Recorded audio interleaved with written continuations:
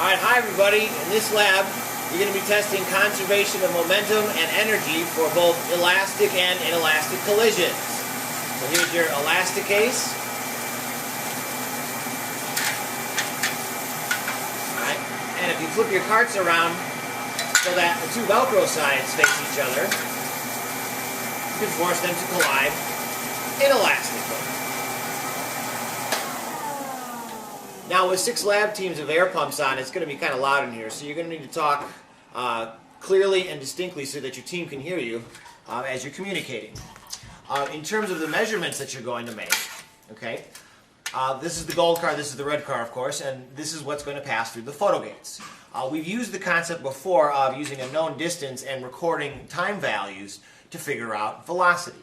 All right, so when you measure, go across the top of the gold cart and go across the top of the red cart. There's these bumpers here, but do not include those in your measurements because this part will not be read by the photo gates.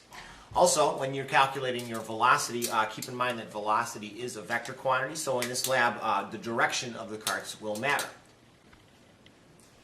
Alright, now when your cart, whether it's red or gold, passes through the photo gate, there's a little light on the top of this, little LED indicator that will indicate when the gate is blocked, so it'll turn on when it's blocked, and then it'll turn off when it's unblocked.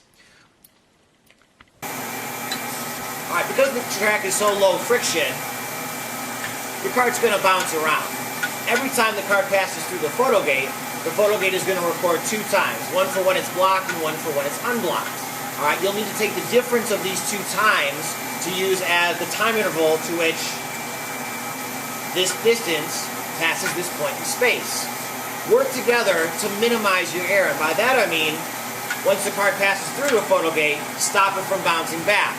The less data that you have on the computer screen, the less likely you are to make an error. The last tip we have for you before we start this lab is that there's a lot of data collection and there's a lot of calculations. The data tables for both the conservation of momentum and conservation of energy portions of the lab are pretty complicated.